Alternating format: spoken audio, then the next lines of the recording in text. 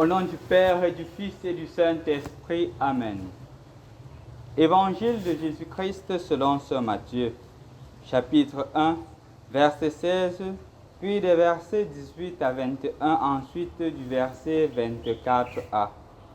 Jacob engendra Joseph, l'époux de Marie, de laquelle fut engendré Jésus, que l'on appelle Christ ou le Messie. Voici quelle fut l'origine de Jésus-Christ. Marie, la mère de Jésus, avait été accordée en mariage à Joseph. Or, avant qu'ils n'aient habité ensemble, elle fut enceinte par l'action de l'Esprit Saint. Joseph, son époux, qui était un homme juste, ne voulait pas la dénoncer publiquement. Il décida de la repudier en secret. Il forma ce projet lorsque l'ange du Seigneur lui apparut en songe et lui dit: « Joseph, fils de David, ne crains pas de prendre chez toi Marie, ton épouse. L'enfant qui est engendré en elle vient de l'Esprit Saint. Elle mettra au monde un fils, auquel tu donneras le nom de Jésus, c'est-à-dire le Seigneur sauve, car c'est lui qui sauvera son peuple de ses péchés. » Quand Joseph se réveilla, il fit ce que l'ange du Seigneur lui avait prescrit. Bonjour chers frères et sœurs dans le Christ. Nous fermons un peu la parenthèse du temps de carême pour nous ouvrir à une solennité, la solennité de Saint Joseph, époux de Marie.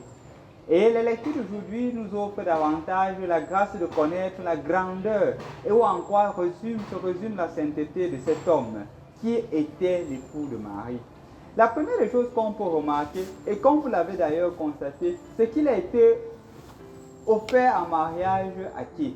À la Vierge. Mais malheureusement, comme dans beaucoup d'autres situations, la femme se retrouve enceinte.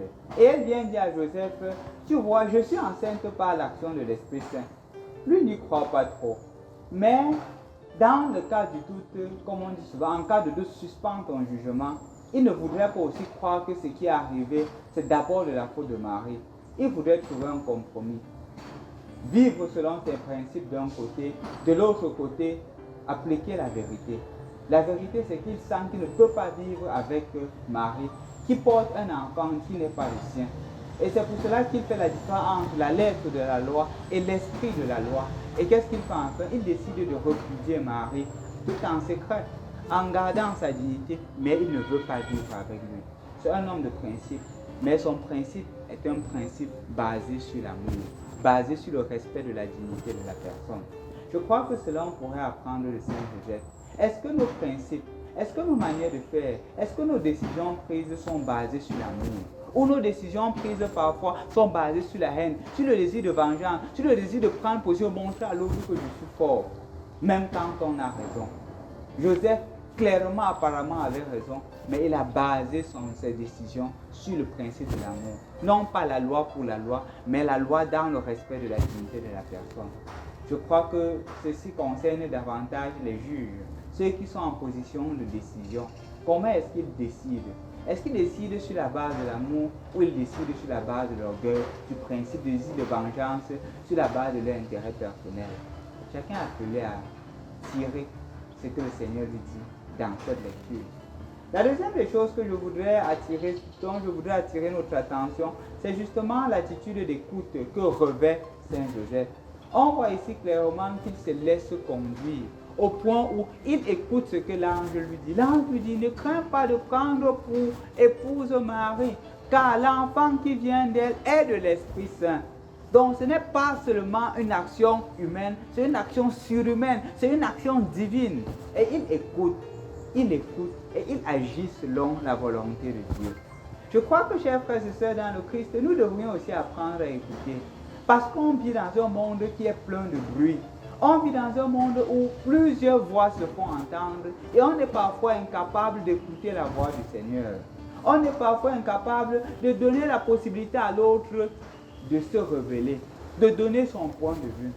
Je voudrais conclure avec une petite histoire qui s'est produite dans une famille que je connais bien.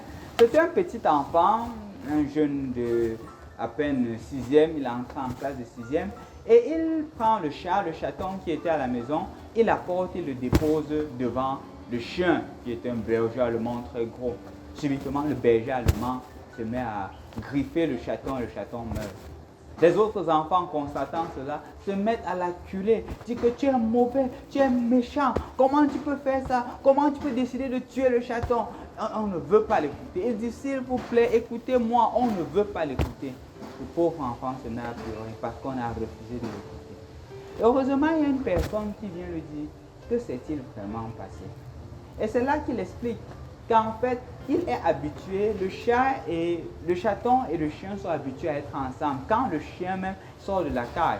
Mais le chien n'a jamais attaqué le chaton. Pourquoi? Il ne savait pas. Mais il a décidé alors qu'il faudrait qu'il soit davantage des amis. C'est pour cela qu'il prend le chaton, il met devant le chien pour dire au chaton que n'aie pas peur du chien, pour dire au chien que n'aie pas peur du chaton. Vous êtes une famille, vous êtes des frères. Mais malheureusement, cela n'est pas tourné en sa faveur parce que le chien, comme il était habitué à toucher les gens qui venaient vers lui, il a déposé la main, oubliant que c'était un petit chaton, et cela a malheureusement tué le chaton. Quand on l'a compris, les choses sont revenues dans l'ordre. On a mieux compris pourquoi il décidait. Chers frères et sœurs dans le Christ, il y a beaucoup de familles qui sont divisées par manque d'écoute. Il y a beaucoup de chefs de famille qui ne voudraient pas écouter leur épouse. Je crois que cette fête s'adresse particulièrement aux hommes. Cette fête s'adresse particulièrement aux chefs de famille. Cette fête s'adresse particulièrement à ceux qui sont en position de décision. Et le Seigneur voudrait te dire, toi qui es homme, toi qui es en position de décision, premièrement, apprends à discerner avant de te décider. Ne te décide pas sur le fait de l'impulsion. Ne te décide pas sur le fait du mouvement et de l'ambiance qui t'environne. Décide-toi sur la base de Dieu. Décide-toi parce que tu as fait recours à Dieu, dont un discernement qui est centré sur Dieu. Et deuxièmement, tu ne peux pas te décider et prendre des décisions si tu n'as pas écouté l'autre. Est-ce que tu écoutes ton épouse? Est-ce que les cris de ton épouse, de ton époux parviennent à tes oreilles? Ou tu es déjà calqué de préjudice au point de ne plus écouter? Le Seigneur te rappelle qu'il faut écouter. C'est pour cela que je t'adresse aussi cette demande, mon frère, ma soeur. Premièrement, écoute, sois capable de discerner. Et la troisième des choses que je voudrais, tous les hommes que tu connais, envoie-leur cette vidéo et demande-leur d'écouter leur épouse, d'écouter leur enfant. Et là, la famille sera sainte, comme la sainte famille de Jésus, Marie et Joseph.